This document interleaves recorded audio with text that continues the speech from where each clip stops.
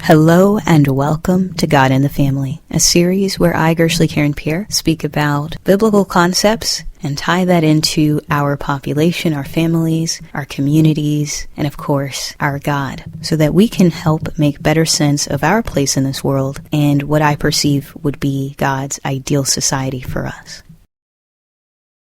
Today's scripture is Psalm 133, which states, "Behold, how good and how pleasant it is for brethren to dwell together in unity.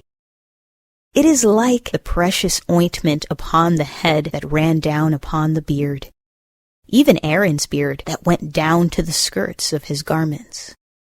As the dew of Hermon, and as the dew that descended upon the mountains of Zion, for there the Lord commanded the blessing, even life forevermore."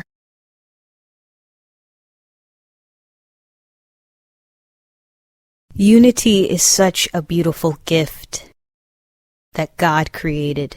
But when we speak of unity, unity within order, function, godly design, strategy. And I just want to take this time to pray because this is more what's going to happen in this era. Thank you, Father God, for unity in this era.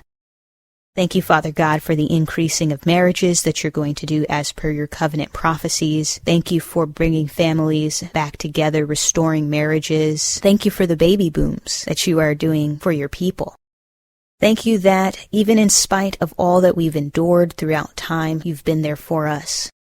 And thank you that you will be making yourself known to us in this new era. Thank you, Father God, for the awakening, the knowledge that you're going to pour into your people. And I pray, Father God, for unity for us, the energy of unity, the energy of your love to fuel us so that we can grow in peace and joy and strength.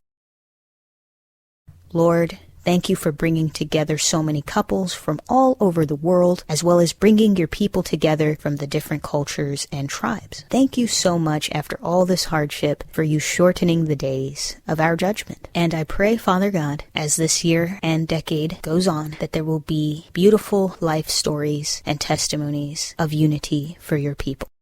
I pray like that in Jesus' mighty name. Amen. Unity is beautiful. Unity is great. Unity is our strength. And we will be feeding on that more and more. But no longer are we in a time where we can deny the obvious because things are going to get more, let's just say, interesting as time goes on. Let's thank God for this moment. Hallelujah, and praise the King of Kings. And thank you so much for listening. That's all I have for today's episode of God and the Family. Stay tuned for more.